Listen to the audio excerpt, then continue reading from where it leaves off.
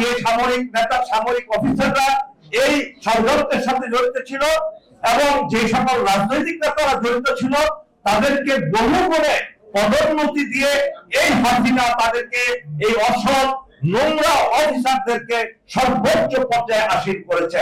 দেশের কিছু বিশ্বাসঘাতক ও একটি বিদেশি শক্তি বাংলাদেশকে পঙ্গু করতে দীর্ঘদিনের পরিকল্পনায় বিডিআর বিদ্রোহের মধ্য দিয়ে গণহত্যা চালায়, এমনই অভিযোগ করেছেন মেজর জেনারেল অবসরপ্রাপ্ত আব্দুল মতিন। আজ সকালে জাতীয় প্রেস ক্লাবে জহুরুল হোসেন চৌধুরী হলে বিডিআর বিদ্রোহ নিয়ে এক সংবাদ সম্মেলনে তিনি এই অভিযোগ করেন। এ সময় আরও উপস্থিত ছিলেন colonel Abdul Haque, lieutenant colonel Syed Kamruzzaman, brigadier general অবসরপ্রাপ্ত মোর্শেদুল হক সহ আরও অনেকে। বিশ্বের ইতিহাসে সবচেয়ে নৃশংস ও মর্মান্তিক এই ঘটনায় 57 জন সেনা কর্মকর্তা সহ 74 জন নিহতদের স্মরণ করে মেজর জেনারেল অবসরপ্রাপ্ত আব্দুল মতিন দাবি করেন, বিডিআর বিদ্রোহ অপারেশন ডাল ভাতের কারণে হয়নি, বরং আওয়ামী লীগ সরকার ইচ্ছাকৃতভাবে কিছু গুজব ছড়িয়ে বিডিআর সদস্যদের মধ্যে অসন্তোষ তৈরি করে, যার চূড়ান্ত ফলাফল ছিল এই বিদ্রোহ। হত্যাকাণ্ডের সাথে জড়িতদের তথ্য সরকারের হস্তক্ষেপের কারণে বের করা সম্ভব হয়নি বলে দাবি আব্দুল মতিনের। এই সময় তিনি আরো বলেন, ফেব্রুয়ারি 3 তারিখ বনানী শেখ সেলিমের বাসায় কয়েকজন ডিএডি জলিল, ডিএডি হাবিলদার মনির সহ আরো বেশ কয়েকজন তারা দেখা করে এবং শেখ সেলিমকে তাদের দাবি দেওয়ার ব্যাপারে জানায় এবং শেখ সেলিম বলেন যে আমি ব্যাপারটি দেখবো, তোমরা এটা লিখিত আমাকে দিয়ে যাও। এর মধ্যেই চলতে থাকে সেখানে উস্কানিমূলক তথ্য সুবেদার গোফরান সহ আরো বেশ কিছু সিনিয়র জেসিও বিডিআর এর ভিতরে বিভিন্ন জায়গায় বলতে থাকে যে তোমাদের প্রতি অবিচার করা হচ্ছে, তোমরা অনেক এর সাথে জড়িত ছিল।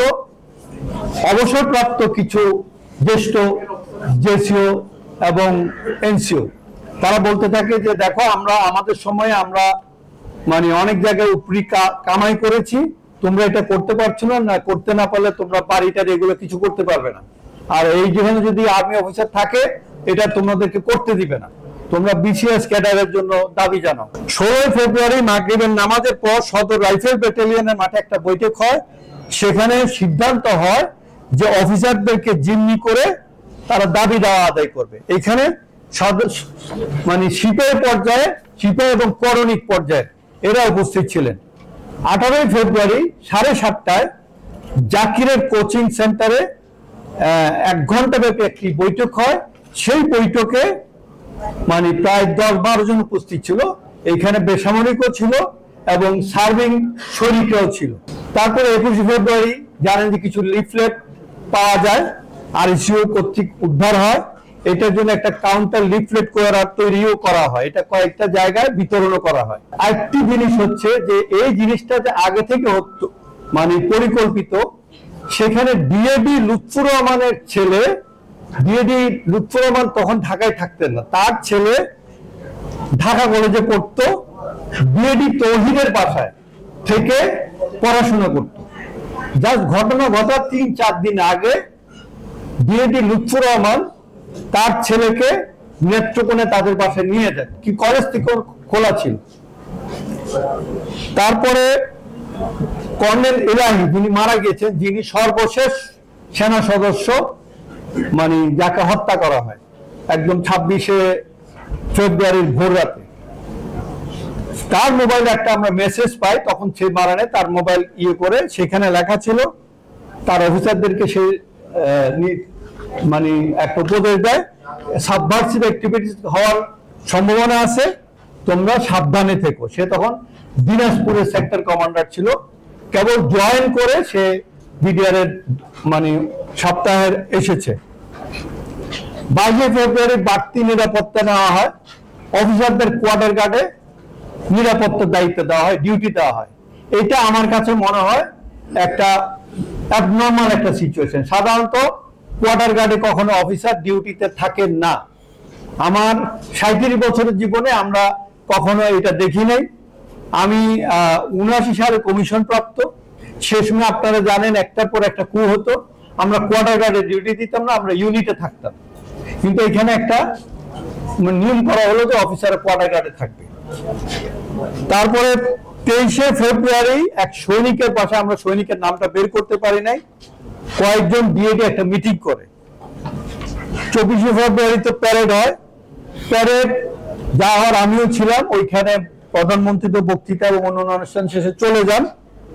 তারপরে 24শে ফেব্রুয়ারি সন্ধ্যার পরে একটা অসন্তোষ তৈরি করার প্রচেষ্টা হয়। সেটা হচ্ছে যে বিভিন্ন জায়গায় বলা হয় যে আমরা আমাদের যে দাবি দাওয়া দিয়েছিলাম, প্রধানমন্ত্রী সেই দাবি দেওয়ার ব্যাপারে তার বক্তৃতায় কোনো ধরনের বক্তব্য প্রদান করেন নাই। তাহলে আমরা কি করবো? এটা আমাদের যে কষ্ট করে আমরা বিভিন্ন জায়গায় গেলাম, ওনারা কি বলেন নাই? তাহলে আমাদেরকে অন্য কোনো ব্যবস্থা নিতে হবে। তারপরে ওই দিন রাত্রে 7:30টায় 44 রাইফেল ব্যাটালিয়নের মাঠে একটা বৈঠক হয়। আনুমানিক 17 থেকে 18 জন ছিল, এর মধ্যে অধিকাংশ হচ্ছে যে সৈনিক। এরা যখন দেখছে যে এখানে কিছু ব্যক্তি আসছে যারা অপরিচিত, তখন তারা ওইখানে কোনো আলোচনা করা যাবে এটা উচিত মনে করেনি, তারা এখান থেকে চলে যায়। তারা বিডিআর গেটের বাইরে গিয়ে, দরবার হলের কাছে যে গেটটা আছে তার বাইরে গিয়ে 200 গজ সামনে গিয়ে একটি কোচিং সেন্টার ছিল যেটা সিপাহী জাকিরের, সেটা ভাড়া দেওয়া ছিল। সেখানে গিয়ে তারা একটা মিটিং করে, প্রায় 1 ঘন্টার মতো একটা মিটিং। সেখানে যে জিনিসটা মানে সিদ্ধান্ত হয়, ডিজি এবং ডিডিজি কে জিম্মি করা হবে এবং দায়িত্ব দেওয়া হয় জিম্মি করার জন্য। সিপাহী মাইন ডিজি কে জিম্মি করবে এবং ডিডিজি কে জিম্মি করবে সিপাহী কাজল, আর তাদের মাধ্যমে অন্যান্য অফিসারদেরকে জিম্মি করবে এবং তাদের মাধ্যমে বাকি দাবি দেওয়া তারা আদায় করে নিবে। তারপরে দরবার হলে জানেন যে সিপাহী মাইন ঢুকে বেহুশ হয়ে পড়ে, সিপাহী কাজল চলে যায়। এরপরে গুলির আওয়াজ হয়। গুলির আওয়াজের সাথে সাথে মানে ওই দরবার হলে যারা উপস্থিত ছিল বিডিআর সদস্য, তারা একযোগে, মানে চারিদিকে গ্লাস লাগানো ছিল, সেই গ্লাস ভেঙে বের হয়ে যায়। তো এইখানে একটা কথা আমরা শুনেছি, এটা আমরা কনফার্ম করতে পারিনি। কে বলেছে যে বাড়িতে একটা ভিতর থেকে একটা শব্দ হয়, জাগো অথবা ভাগো। এই শব্দের সাথে সাথে সবাই মানে চলে যান, শুধুমাত্র বিডিআর এর সিনিয়র জেসিও এবং রিলিজিয়াস টিচার ইনারা থেকে যান। মানে রিলিজিয়াস মানে যারা কোরআন পড়বে তাদের ইয়ে করেন। চলে যাওয়ার পরে মানে তখন ডিজি হতভম্ব ব্যাপারটা হলো কি, তখন তিনি মানে এর মধ্যে দিয়ে ওই যে 1-2 যে সৈনিক মানে সিপাহী মাইন যে বেহুশের মতো পড়েছিল, তার যে অস্ত্রটা ছিল সে অস্ত্র নিয়ে মেজর আজিজুল হাকিম গুলি ভরছে ছিল, যেহেতু বাইরে গুলি হয়েছে সে গুলি করবে। তখন ডিজি বলছে যে ডোন্ট শুট, তুমি গুলি করবা না। তো চারিদিকে মানে এর মধ্যে গোলাগুলি শুরু হয়ে গেছে। ওনারা সব গ্রিন রুমে গিয়ে আশ্রয় নিলেন। আমার পাশে ডান পাশে যিনি আছেন তিনি ওইখানে উপস্থিত ছিলেন। তারপরে এর মধ্যে বিভিন্ন জায়গায় জেনারেল শাকিল টেলিফোন করেন, প্রধানমন্ত্রীকে টেলিফোন করেন, ডিজি র্যাবকে টেলিফোন করেন, সেনা প্রধানকে টেলিফোন করছেন, সবাই আশ্বাস দিয়ে আসবে, কিন্তু কেউ আসে নাই। তারপরে DMO director military operation brigadier Zia আমার ডান পাশে যে আছে তাকে একটা টেলিফোন করে এবং অবস্থা কি জানতে চায় এবং বলে যে আমরা 2টা ব্যাটালিয়ন পাঠিয়েছি। 10:30টার দিকে দরবার হলের ভিতরে বিদ্রোহীরা চিৎকার করে, যারা স্টেজের ভিতরে অফিসাররা ঢুকিয়েছিল তাদেরকে বাইরে আসতে বলে। ওনারা যখন বাইরে আসে দেখে যে সবার মুখে ওই যে কাপড় বাঁধা, এগুলো হচ্ছে ফ্ল্যাগের কাপড়, লাল নীল হলুদ কাপড়, এবং হাতে সবার রাইফেল। তারপর বলে যে তোমরা বেরিয়ে আসো, তোমরা র্যাঙ্ক হলো, তোমরা এক লাইনে দাঁড়াও, তোমরা শুয়ে পড়ো। এই অবস্থায় কয়েকজন অফিসার ডিজি এবং ডিডিজি কে বললেন স্যার আপনারা চলে যান। ডিজি এবং ডিডিজি যেই মুহূর্তে দরবার হলের বাইরে পা রাখলেন, সাথে সাথে একসাথে 4 জন গুলি করল, গুলি করা এবং একসাথে 4 জন।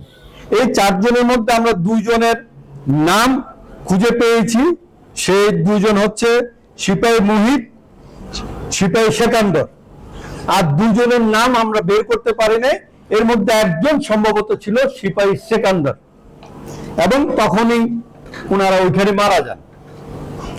তারপরে এরপরে কর্নেল এলাহিকে টেলিফোন করেন, তারই একজন ব্রিগেডে ফিরোজ অন্য জায়গা থেকে। তখন ওই মোবাইলটা, কর্নেল এলাহির মোবাইলটা ওর কাছে ছিল না, মোবাইল সবার গুলো কেড়ে নিয়েছে। মোবাইলটা ছিল একটা সৈনিকের হাতে। সৈনিকটা রিসিভ বাটনের মানে স্টপ বাটনের পরিবর্তে রিসিভ বাটনে চাপ দিয়ে দেন। তখন মোবাইল অন থাকাতে ওই ব্রিগেডিয়ার শুনতে পাচ্ছিলেন। তখন সে বলছিল যে মানে এই গুলির অর্ডার হচ্ছে, ডিডিজি মারা গেছে, সাবাস, এই সমস্ত কথাবার্তা, আরো খুন হবে, এই সমস্ত জিনিস তিনি বলতে থাকেন। তারপরে আরো অন্যান্য কিলিং হয়। এই কিলিং করার পরে এইখানে দরবার হলের কিলিং শেষ করে তার পিছনে একটা রান্না করার ছিল, যেহেতু দরবার অনেক অনুষ্ঠান হতো, ডেকচি ছিল, বড় বড় ডেকচি, কয়েকজন ডেকচির আড়ালে লুকিয়েছিল। 12:30টার দিকে এখানে 2 জন সৈনিক প্রবেশ করে, তারা ডেকচির আড়ালে 3 জন অফিসারকে দেখতে পায়। এর মধ্যে হচ্ছে কর্নেল রেজা, কর্নেল আরেফিন এবং লেফটেন্যান্ট কর্নেল সাজ্জাদ। এই 3 জনকে সেখানে গুলি করে, আর 2 জন কি খুঁজে পায়নি। এটা হচ্ছে যে কর্নেল আফতাব আর হচ্ছে মেজর ইকবাল। এদের মধ্যে একজন বেঁচে যায়, আরেকজন রাত্রিবেলা নিহত হয়।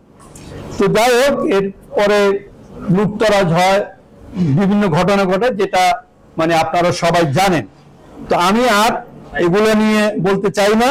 এরপরে আলাপ আলোচনার জন্য কিছু রাজনৈতিক ব্যক্তিবর্গকে পাঠানো হয়, এর সাথে তারা মিটিং করে। তারপরে হ্যাঁ, ওই জাহাঙ্গীর নানক, তাপস, তারপরে আজম, ওয়ারশেদ হোসেন বেলাল এবং হচ্ছে রেজা, এমপি রেজা, জাতীয় পার্টি, ওনারা সেখানে গিয়ে আলোচনা করার করেন, তাদেরকে ডাকেন। তারপরে তাদেরকে আশ্বাস দেন দাবি দাওয়া পূরণ হবে। তারপরে তাদেরকে দাওয়াত দিয়ে প্রধানমন্ত্রীর সামরিক বাসভবন যমুনাতে নিয়ে যান। হ্যাঁ, এরপরে মানে ওই দিন শেষ হয়ে যায়, কিন্তু সেনাবাহিনী গিয়েছিল, ট্যাঙ্ক মুভ করেছিল, এপিসি মুভ করেছিল। আমাদের একটা ব্যাটালিয়ন ডেপ্লয়েড হয়েছিল। আমরা ডেপ্লয় 2 ভাবে হই, একটা হচ্ছে যে শান্তিকালীন সময়ে গিয়ে আমরা ডেপ্লয় হই, আর একটা হচ্ছে যে মানে বুলেটের এগেইনস্টে গিয়ে, এনিমির এগেইনস্টে গিয়ে। তো 2nd বেঙ্গল সেরকম ব্যাটালিয়ন, তারা যারা যুদ্ধে ছিল, জেনারেল শফিউল্লাহ ব্যাটালিয়ন, তারা পিলখানা চারিদিকে গিয়ে গুলির এগেইনস্টে তারা পজিশন নেন। কিন্তু কোন এক অজ্ঞাত কারণে এদের সবাইকে আবাহনী মাঠে নিয়ে আসা, এবং এখানে 46 ব্রিগেডের ব্রিগেড কমান্ডার গিয়েছিলেন, তার 2টা ব্যাটালিয়ন গিয়েছিল, অন্যান্য ব্রিগেড থেকে গিয়েছিল, কমান্ডো গিয়েছিল, কিন্তু তাদের কাউকেই সেখানে যেতে দেওয়া হয়নি। এবং বলছে যে উপরের একটা নির্দেশ। আজ পর্যন্ত এই পর্যায়ে এসেও এই ঊর্ধ্বতন কর্তৃপক্ষকে আমি এখন খুঁজে পাইনি। কোনো কিছু হলে ঊর্ধ্বতন কর্তৃপক্ষের নির্দেশ, কিন্তু এই ঊর্ধ্বতন কর্তৃপক্ষ জানি না, এই অজ্ঞাতনামা ঊর্ধ্বতন কর্তৃপক্ষটা কে, বাংলাদেশে এই ঊর্ধ্বতন কর্তৃপক্ষ কে আমি এখন পর্যন্ত বিশ্বাস করেন। আমিও একটা ঊর্ধ্বতন কর্তৃপক্ষ ছিলাম, কিন্তু আমাকেও শুনতে হয়েছে যে ঊর্ধ্বতন কর্তৃপক্ষের নির্দেশ। তারপরে 26শে ফেব্রুয়ারি সিদ্ধান্ত হয় যে অ্যাটাক করার জন্য। যখন সিদ্ধান্ত, এটা হচ্ছে 2টার সময়, কিন্তু অ্যাটাক করবে হচ্ছে 3:30টায়। কিন্তু ওই ঊর্ধ্বতন কর্তৃপক্ষের নির্দেশে বলা হয় যে না, এখন রাজনৈতিক সমাধানের চেষ্টা করছে, এখন যেন অ্যাটাক না করা হয়। তো শেষ পর্যন্ত সন্ধ্যা হয়ে যাওয়াতে সেই অ্যাটাকও বাতিল করা হয়। এরপরে মানে তারপরে বাতিল হয়ে যাওয়ার পর আপনারা জানেন বিডিআর বিদ্রোহের আস্তে আস্তে পরিসমাপ্তি ঘটে, শান্ত হয়ে আসে। তারপরে আমরা আমাদের লোকজন যখন যায় সেখানে বিভিন্ন জিনিস দেখতে থাকে। তো আমি এই জিনিসগুলো যা বললাম অনেকেই জানেন, অনেক কিছু জানেন না। আমি কিছু ব্যক্তিবর্গের নাম বলবো আলোচনায়, যা আমাদের কোড ইনকোয়ারিতে এসেছে। আমরা এগুলা অধিকতর তদন্তের কারণে বা আমাদের সীমাবদ্ধতার কারণে আমরা এগুলো কনফার্ম করতে পারি নাই। প্রথম কথা হচ্ছে যে সেইখানে লেফটেন্যান্ট কর্নেল শামস একজন অফিসার ছিলেন, যিনি 44 রাইফেল ব্যাটালিয়নের সিও ছিলেন, যে ব্যাটালিয়নটা বিদ্রোহের নেতৃত্ব দিয়েছিল। এই অফিসারটা হচ্ছে 14 লং কোর্সের অফিসার এবং কাকতালীয় সেটা হচ্ছে যে এই ব্যাটালিয়ন বিদ্রোহ নেতৃত্ব দেওয়া সত্ত্বেও এই ব্যাটালিয়নের কোন অফিসার মারা যায়নি। দ্বিতীয় হচ্ছে 14 লং কোর্সের কোন অফিসার মারা যায়নি। তৃতীয় হচ্ছে ডিজি সব অফিসারকে বলেছিলেন go back to your unit, bring them back, I will motivate them.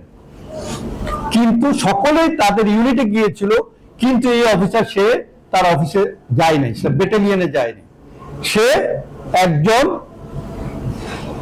বিএডির বাসায় বা একজন বিডিআর এর সদস্যের বাসায় সে আত্মগোপন করে, তাকে নিয়ে যায়, তাকে তার দুজন যে ছিল তাকে ধরে নিয়ে যায় এবং সে ওইখানে নায়েব সুবেদার ইসমাইলের বাসা, হ্যাঁ সেই বাসায় সে ছিল পুরো ঘটনার সময়, সে ওখানে উপস্থিত ছিল। সে কোর্ট ইনকোয়ারিতে আমাদেরকে বলেছে সে খাটের তলে লুকিয়ে ছিল, একাধিকবার বিদ্রোহীরা তাকে খুঁজতে আসে কিন্তু তাকে খুঁজে পায় না, সে খাটের তলে ছিল। কিন্তু যার বাসায় লুকিয়েছিল তার পরিবারের সদস্যরা বলেছে যে তিনি সেই তাকে লুকাতে দেখেন নাই, তিনি বরঞ্চ টিভিতে দেখতেছিলেন কি হচ্ছে, তিনি বিভিন্ন সময় বিভিন্ন জায়গায় টেলিফোনে যোগাযোগ করছিলেন। তার কিন্তু এসএসএফ এ পোস্টিং হওয়া ছিল, হ্যাঁ মানে কথা ছিল যে তিনি অনুষ্ঠান শেষে এসএসএফ এ জয়েন করবেন।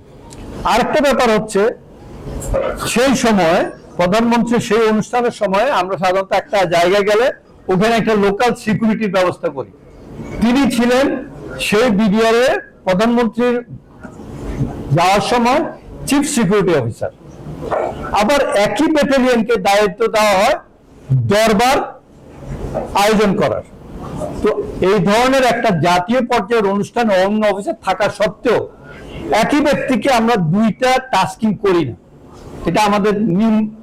আপনিও করবেন না যে ওর একটা দায়িত্ব দিচ্ছে আরেকজনকে দায়িত্ব দিই। একই ব্যক্তিকে আপনি প্রধানমন্ত্রীর ওই এলাকার জন্য নিরাপত্তার দায়িত্ব দিলেন, আবার একই ব্যক্তিকে দরবার আয়োজন করার দায়িত্ব দিলেন, কেন?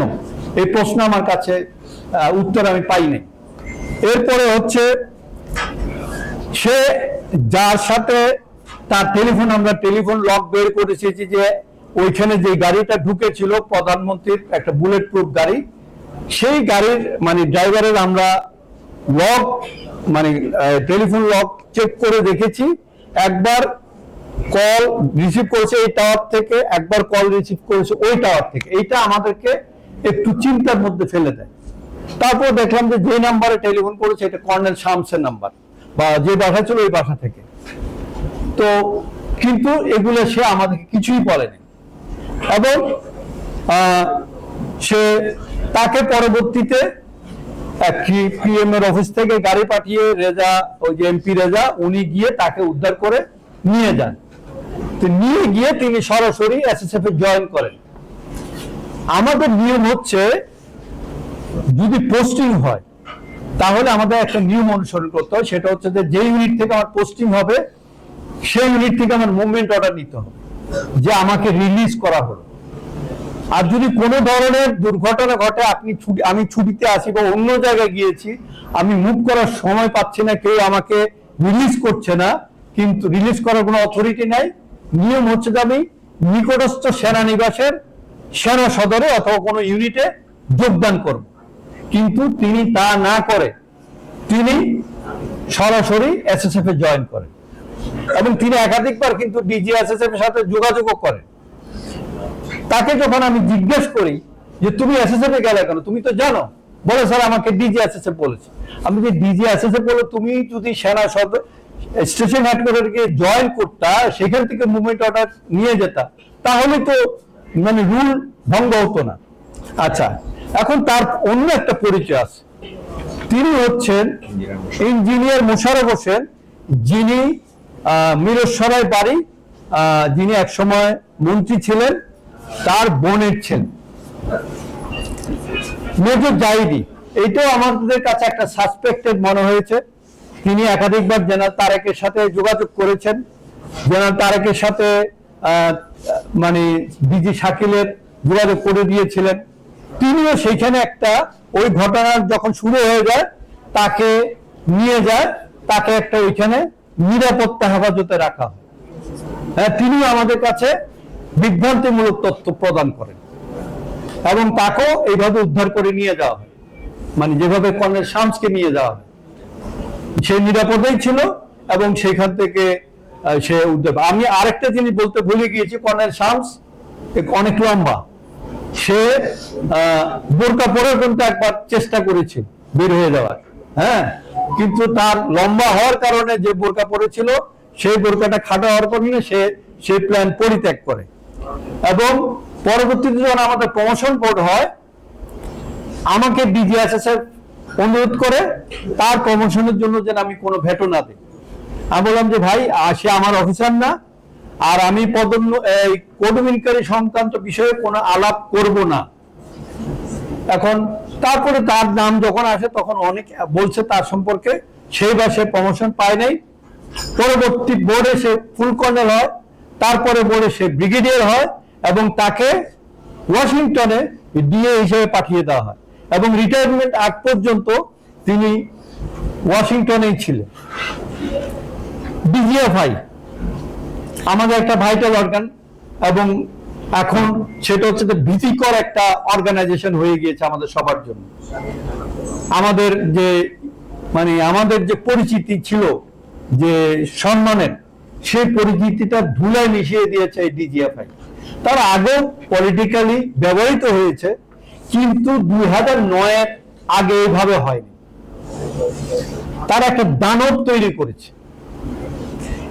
সেই ডিজিএফআই সেই সময় 9:25 এখানকার যে ডিজিএফআই যে রিপ্রেজেন্টেটিভ বিডিআরএ ছিল, সে প্যারামিলিটারি ফোর্সের যে অফিসারটার দায়িত্বে ছিল মেজর মর্তুজা, তাকে 9:25 খবরটা দেয় যে এখানে গোলাগুলি হচ্ছে, এখানে অসন্তোষ তৈরি হয়েছে। সে তাতে তাতে কর্নেল আলমাসকে জানায়, এখানকার ঢাকার ডেড কমান্ডার কর্নেল আলমাস সরাসরি ডিজিএফআই তে জানায়। সে সময় সেখানে বসা ছিল র‍্যাব 2-এর কর্নেল শামসুজ্জামান সিও। হ্যাঁ, তিনি ঘটনাটা জানতে পারেন যে বিডিআরে একটা ঘটনা ঘটছে। তিনি সাথে সাথে দেরি না করে বেরিয়ে পড়েন। তার গাড়িতে প্রায় 7-8 জন র‍্যাবের সদস্য ছিল, এসএমজি লোড করা, এবং তিনি আবার অন্যান্য জায়গায় খবর দেন সবাই যেন বিডিআর ওইখানে চলে যায়। এর মধ্যে তার সাথে গুলজারের যোগাযোগ হয়, যেহেতু গুলজারও র‍্যাবে ছিল, শামসুজ্জামানও র‍্যাবে ছিল। গুলজার র‍্যাব থেকেই বিডিআরে গিয়েছে, সেই কারণে যোগাযোগটা বলছিল যে তুই চলে আয়, এরা ভীতু, তুই ঢুকে পড়, এরা পালায় চলে যাবে। তো সে 5 নম্বর গেটে যায় এবং বলছে তুই দরবারের এদিক দেয়। সে 5 নম্বর গেটে গেছে, যাওয়ার পরে যে ঢুকতে যাবে, এর মধ্যে তার সাথে আরো অনেকে যোগ করেছে, প্রায় 30 জনের মতো, 30 থেকে 35 জন। সে একজাক্ট ফিগারটা বলতে পারে নাই, বিভিন্ন জায়গা থেকে তার সাথে জড়ো হয়েছে। তাদের সবার হাতে ছিল এসএমজি এবং র‍্যাব কিন্তু অস্ত্র এবং গোলাবারুদ নিয়ে মুভ করে। তখন প্রথমে তাকে কর্নেল রেজানুর, র‍্যাবে পোস্টিং ছিল, তিনি জানান যে তোমাকে ভিতরে যেতে মানা করেছে। পরবর্তীতে তিনি মেজর জেনারেল হন এবং তিনি অ্যাম্বাসেডর হিসেবে দায়িত্ব পালন করেন। তিনি একটি রাজনৈতিক দলীয় পরিচয় বহন করেন। এরপরে যখন জামান তারপরে তৈরি হচ্ছিল কর্নেল গুলজারের অনুরোধের প্রেক্ষিতে, সে সময় ডিজি হাসান, র‍্যাবের ডিজি হাসান মাহমুদ, তিনি টেলিফোন করেন যে না, আপনাকে ঢুকতে হবে না, উপর থেকে নির্দেশ দেওয়া হয়েছে। তো সেই র‍্যাবের ডিজি হাসান আমাদের কোনো স্টেটমেন্ট দেন নাই, কিন্তু তিনি পরবর্তীতে পদোন্নতি পান, তিনি আইজিপি হন এবং আইজিপির টেনিউর শেষ হওয়ার আগেই তাকে স্পেনের রাষ্ট্রদূত নিয়োগ করা হয়। আমরা এরপরে হচ্ছে ডিজিএফআই যে এরপর আমাদের তদন্ত কমিটিতে যখন আমরা কাজ করি, আমাদের তথ্য দরকার ছিল, যে তথ্য ছিল র‍্যাব ডিজিএফআই কাছে, র‍্যাবের কাছে, কারণ তারা ওখানে প্রেজেন্ট ছিল। ঘটনার পরে তারা অনেক তাদের নজরদারি বাড়িয়েছিল।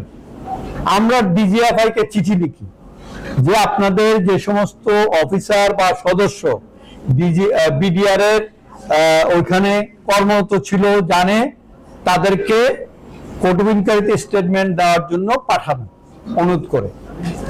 তো প্রথমে ডিজিএফআই জেনারেল মোল্লা ফজলে আকবর, উনি মেজর জেনারেল ছিলেন, ব্রিগেডের থেকে মেজর জেনারেল হয়েছেন, তিনি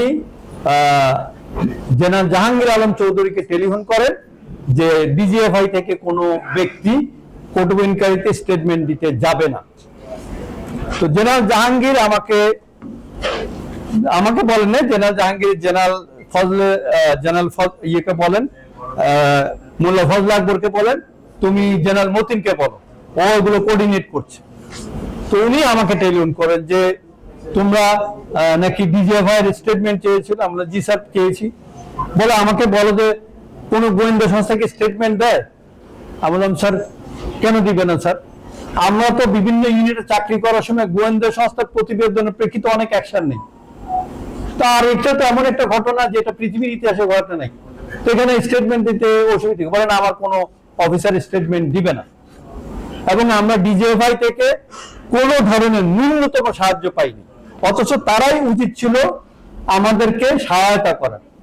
এবং আমি যেটা শুনেছি ওইখানে উঁচু উঁচু বিল্ডিং এ যারা থাকতো আশেপাশে তাদের অনেকের কাছে ভিডিও ছিল, সেই ভিডিওগুলো নাকি ডিজিএফআই রিপ্রেজেন্টেটিভরা গিয়ে নিজেরা গিয়ে এটা ডিলিট করেছে। সেই ভিডিওরে ঘটনার সময় brigadier general Alam signal sir তিনি সেইখানে পোস্টিং ছিলেন, তিনি মনিটর করতেছিলেন টেলিফোন কনভারসেশন গুলো। অনেকদিন তিনি অন্তরীণ ছিলেন, বন্দী ছিলেন। তিনি ডিজিএফআই তখন ওই প্রধানমন্ত্রীর বাসা থেকে এসে যখন বললো স্যার বলে তোমরা বেশি কথা বলো, এত কিছু হচ্ছে না, সে বললেন স্যার আমি এখানে দেখতেছি মনিটর করতেছি। বলে না ঠিক আছে এটা মনিটর করো। তারপরে পরবর্তীতে সে কটুবিনকারীর একটা সদস্য হতে চেয়েছিল ব্রিগেডিয়ার আলম, কিন্তু ব্রিগেডিয়ার আলমকে তো সদস্য হতে দেয় নাই, তাকে একদিনের নোটিশে পোস্টিং করে যশোর পাঠিয়ে দেওয়া হয়। এনএসআই থেকে আমরা কোনো সাপোর্ট পাইনি। আচ্ছা, সুবেদার তোরাব আলী তিনি ছিলেন একটা মাস্টার মাইন্ড ওই এলাকার, উনি অবসরপ্রাপ্ত, ওখানকার একজন আওয়ামী লীগ নেতা ছিলেন, ওখানকার একজন আওয়ামী লীগ নেতা। তিনি অর্গানাইজার একটা কারিগর ছিলেন। তবে এখানে উল্লেখযোগ্য বিষয়টা আমি করতে চাই, সেটা হচ্ছে যে 11টার মধ্যে তিনি বাইরে টেলিফোন করেছেন, দেশের বাইরে পাশের একটি দেশে 11 বার টেলিফোন করেছেন, 2 বার তিনি সিঙ্গাপুরে টেলিফোন করেছেন, একটার পরে একটাতে 1:20-এর মধ্যে তিনি পাশের দেশে টেলিফোন করেছেন এবং সিঙ্গাপুরে টেলিফোন করেছেন।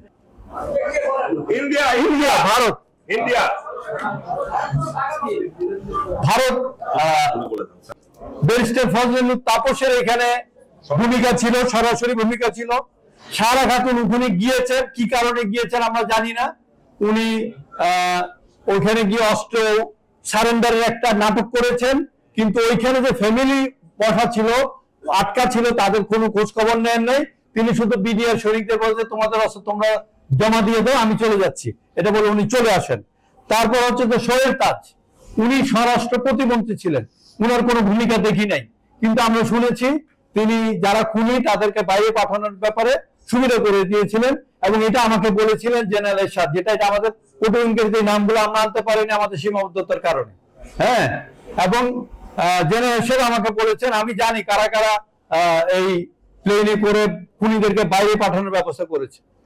তারপরে জাহাঙ্গীর কবির নানক, মির্জা আজম, আলমারা গিরি, এমপি রেজা, ওয়ারশেদ হোসেন বেলাল, হাসানুল হক নূর, রাশেদ খান মেনন, মতিয়া চৌধুরী, এরা রাজনৈতিক ব্যক্তিবর্গ। এখানে একটা ছিল মিলিটারি সিচুয়েশন, এনাদেরকে কেন এইখানে দায়িত্ব দেওয়া হলো নেগোসিয়েশন করা? তারা বিডিআর এর সম্পর্কে কি জানে, আইন কানুন সম্পর্কে কি জানে, কেন কোন সিনিয়র বা যারা বিডিআর সম্পর্কে সম্পর্কিত এরকম মিলিটারি অফিসারকে দায়িত্ব দেওয়া হলো না?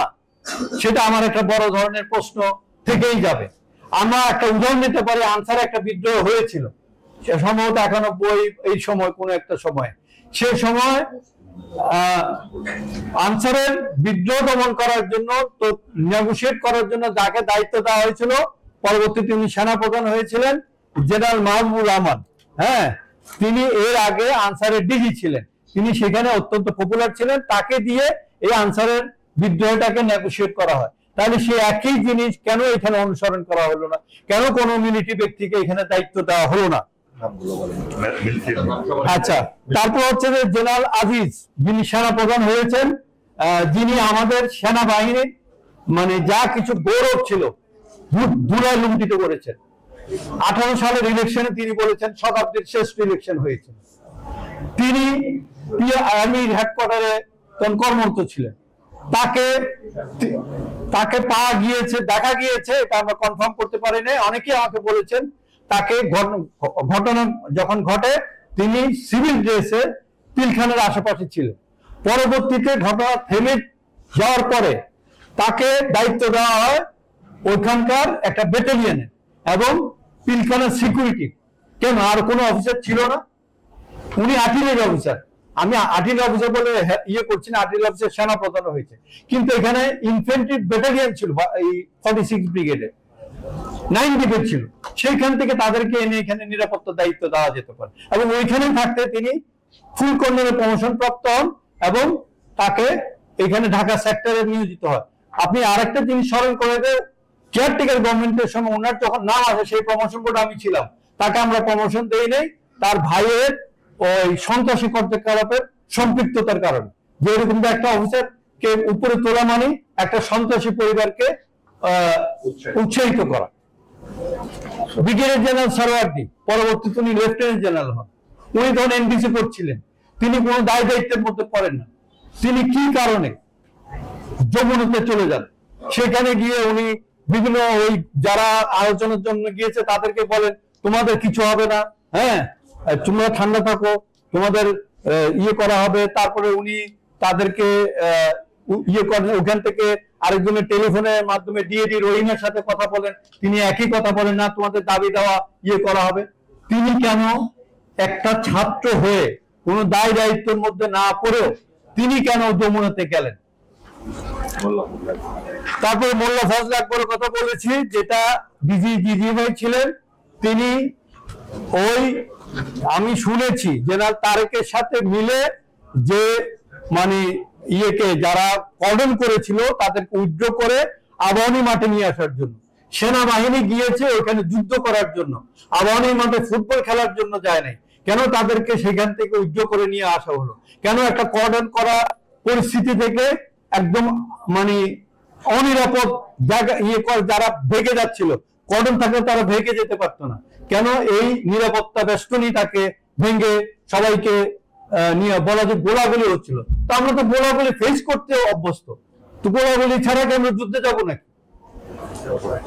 এরপরে হচ্ছে মেজর জেনারেল মঈনুল হাসান, যিনি ব্রিগেডিয়ার হন, তিনি ব্রিগেডিয়ার জেনারেল হিসাবে তিনি আমার সিনিয়র, তিনি অতিক্রান্ত হন, মানে তিনি প্রমোশন পান নাই। তিনি ব্রিগেডিয়ার জেনারেল হিসাবে এএফডব্লিউসি কোর্সের প্রধান প্রশিক্ষক ছিলেন এনডিসিতে। তিনি একটু যদি স্মরণ করিয়ে দেই যে তিনি পরবর্তী তিনি ব্রিগেডিয়ার হন এবং এমনি ভালো অফিসার, তিনি এনডিসিতে ব্রিগেডিয়ার হিসাবে পোস্টিং থাকেন।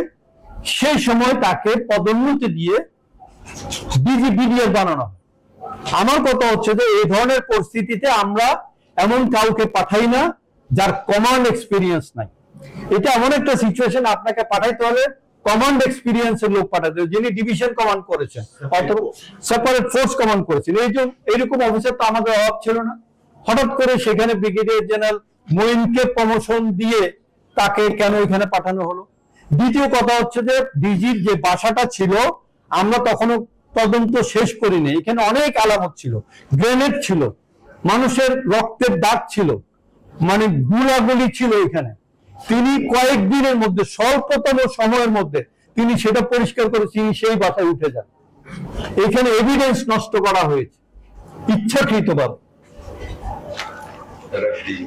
র্যাবের ডিজি আমি আগে বলেছি, তিনি আমাদেরকে কোনো হেল্প করেন নাই।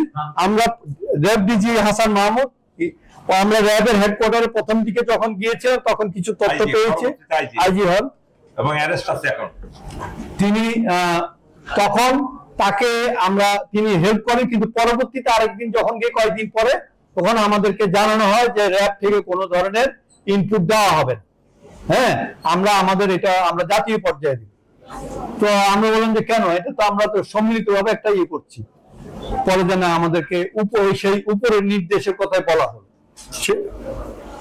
তারপরে হচ্ছে মেজর জেনারেল রেজানুর, উনি সেই সময় কর্নেল রেজানুর ছিলেন, উনি র্যাবে ছিলেন।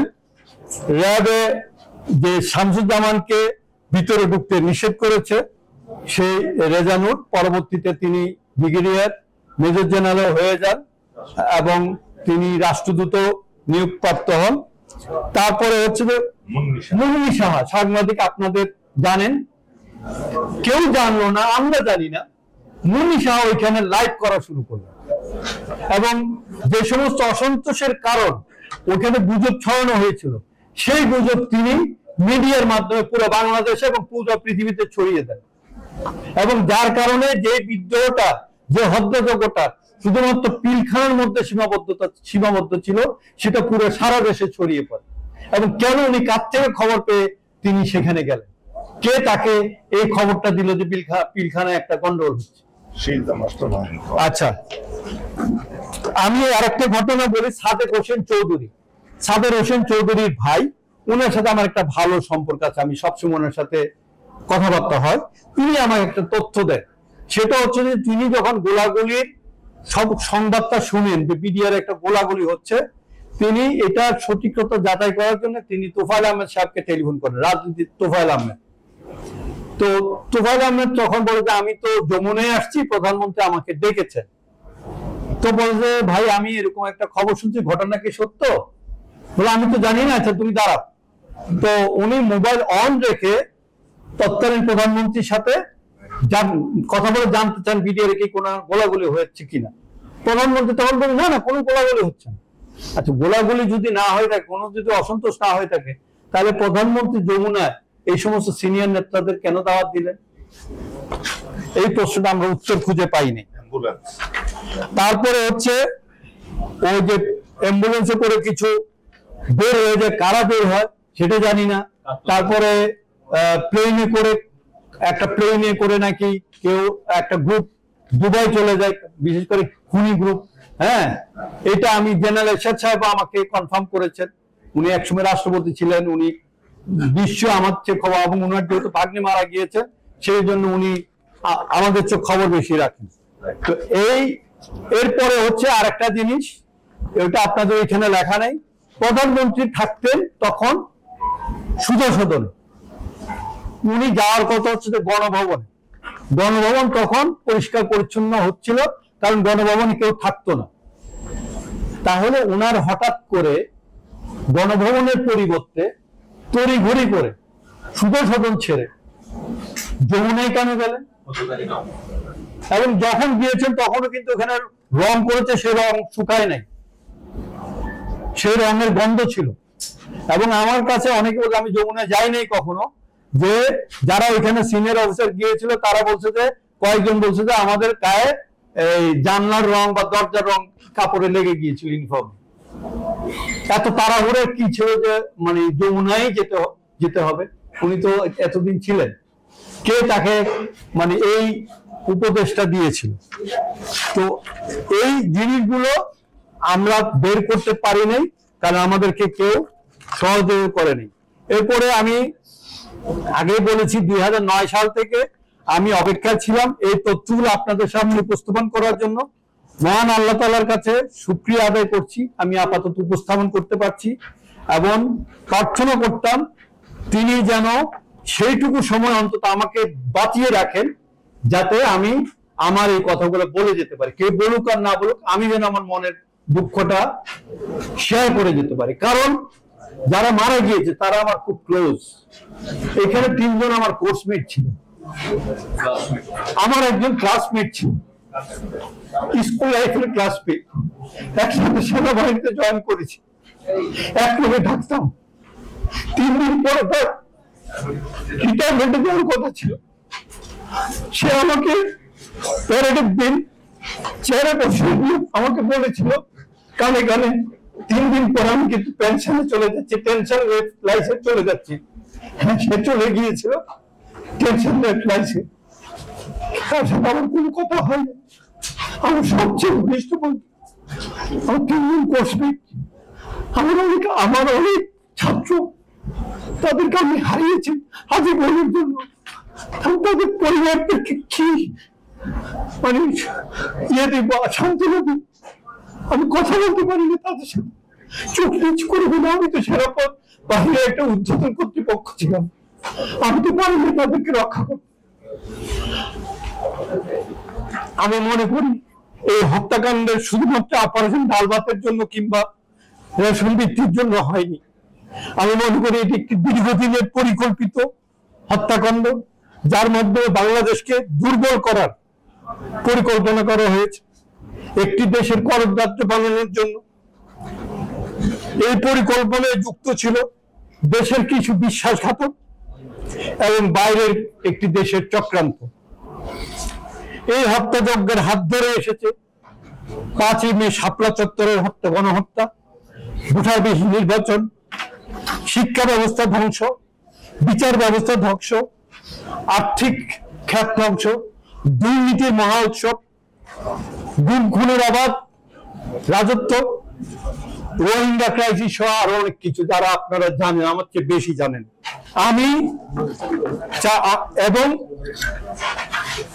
আমি চাই সঠিক তদন্ত হোক, দোষী ব্যক্তিদেরকে দৃষ্টান্তমূলক শাস্তি দেওয়া হোক, না হলে আমরা যে আন্দোলনের দ্বিতীয় একটা মুক্ত দেশ পেয়েছি, সেই মুক্ত দেশ আবার মুক্তব্যে পড়বে। মনে রাখবেন, শত্রু চারিদিকে বিরাজমান, এক এক দিন এক এক বেশে আসবে। আপনি দেখতে পাচ্ছেন, কোনোদিন রিক্সাওয়ালার ভেসে, কোনোদিন ডাক্তারের ভেসে, কোনোদিন গার্মেন্টস কর্মীর ভেসে আসতেছে। এরা আসবে, এরা ষড়যন্ত্র চালিয়ে যাবে। 25 বছরে যে লুটতরাজ করেছে সেটা হঠাৎ করে এই মসনদ চলে যাবে এবং ছেড়ে দিবে, এটা আমি বিশ্বাস করি। আমি একজন সিনিয়র সেনা কর্মকর্তা হিসেবে আমি বিশ্বাস করি বিপ্লবের প্রতি বিপ্লব হয় এবং এই প্রতি বিপ্লব কোন না কোনো ভাবে হবে। তো যেই ঘটনার সূত্র ধরে বাংলাদেশের আজকের এই পরিস্থিতি, সেই ঘটনার যদি দৃষ্টান্তমূলক শাস্তি না হয়, তাহলে আর কোনো কিছুরই শাস্তি বিচার হবে না, সেই বিচারও ওই অবিচারেই থেকে যাবে। এবং এই তদন্ত আদালতের সাথে যারা জড়িত ছিল অথবা যারা বিভিন্ন সময়ে প্রতিবাদ করেছে, তাদেরকে চাকরি থেকে অব্যাহতি দেওয়া হয়েছে অথবা তাদের কারো পদোন্নতি হয় নাই।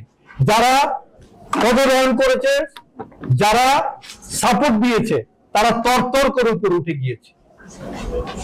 আমি চাই যাদেরকে চাকরি থেকে অব্যাহতি দেওয়া হয়েছিল, তাদেরকে, যাদের বয়স আছে, তাদেরকে পুনরায় চাকরিতে নেওয়া হোক, ক্ষতিপূরণ দেওয়া হোক, তাদেরকে ক্ষতিপূরণ দেওয়া হোক। সবশেষে আমি বিডিআরের একজন শহীদের কথা বলে শেষ করব, ক্যাপ্টেন নূর। তার লাশ আমরা আইডেন্টিফাই করতে পারি, শেষে 5 জনের লাশ আমরা আইডেন্টিফাই করতে পারি নাই। এর মধ্যে বিডিআরের যিনি সিনিয়র জেসিও ছিলেন, তিনি কর্নেল গুলজার, ক্যাপ্টেন নূর সহ আরো 2 জন। এর মধ্যে একজনের লাশ মানে ইয়ে করা হয়েছিল ফিঙ্গারপ্রিন্টের মাধ্যমে অনেকদিন পরে। আর তো তার বাবাকে আমাকে সেনাপ্রধান বললো যে দেখো, তো লাশগুলো তো মর্গে পড়ে আছে, 3 মাস হয়ে গেছে, এদেরকে তো দাফন করতে হবে, তুমি তোমার রিলেটিভকে বলো, মানে এর মধ্যে আছে, এর বাইরে তো নাই। আমি আমার আত্মীয়কে বললাম যে চাচা, আপনি এইটা আপনার ছেলের লাশ এখানে আছে, এই 57 জনের মধ্যেই যে কবর আছে এখানে আপনার ছেলের লাশ আছে। উনি আমাকে বলেছিলেন, বাবা, মুসলমান হয়ে ছেলের মৃত্যুতে ইন্না লিল্লাহে পড়ার সুযোগ পেলাম না। এই কথার উত্তর আমি কিভাবে দেব আপনি আমাকে বলেন। আমি মানে অস্বস্তিতে ছিলাম। আমি সেনা সদরে চাকরিকালীন সময়ে আমি এক পর্যায়ে ডিপ্রেশনে চলে গিয়েছিলাম। আমি তৎকালীন সেনাপ্রধান জেনারেল মুবিনের সাথে এই ব্যাপারে আলোচনা করেছিলাম। তিনি বলেন যে তুমি বাইরে চলে যাও, কিছুদিন ঘুরে আসো। আমাদের যে বাইরে গিয়ে কি স্যার আমি এইটা দূর করতে পারবো? বলে গিয়ে দেখো না। হ্যাঁ, আমার কিছুটা কাজ হয়েছিল কিন্তু পুরো কাজ, আমি ঘুমাইতে গেলে সেই জিনিসে বেঁচে আছে।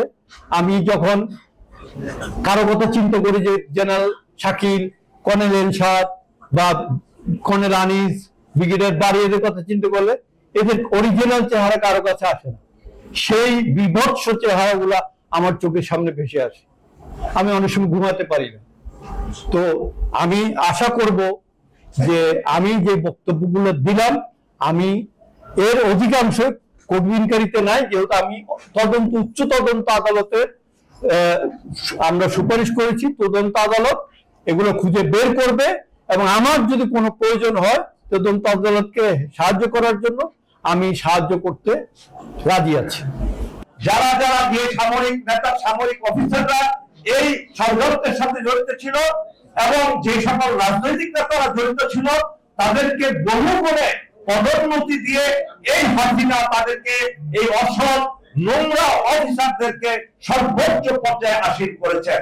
এখানে আমাদের শ্রদ্ধেয় মেজর জেনারেল, আপনারা বুঝতে পারলেন আমি শুরুতে যা বলেছিলাম, অত্যন্ত সৎ, নির্ভীক, ইমানদার, দেশপ্রেমিক অফিসার না হলে কখনো এই তথ্য প্রকাশ্যে বলার সাহস হবে না। অনেকেই ছিলেন সেই তদন্ত আদালতে, কেউ তারা মুখ খোলেননি, কখনো খুলেননি, ভালোভাবে বুঝে বলার পরে একটা অনুষ্ঠানে তাদেরকে জড়িত করা যায়নি।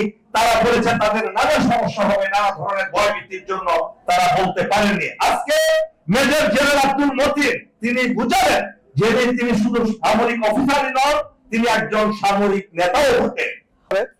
যে জেনারেল তারেক আমার থেকে কি মানে আমি একদিন আমাকে টেলিফোন করলো এসএসএফ থেকে যে জেনারেল তারেক আমার সাথে দেখা করতে চেয়েছেন। তার মানে ঠিক আছে যাবো, বাড়ি ঠিক আছে, উনি বাড়ি দ্বারা ডিওএসএসে থাকতেন।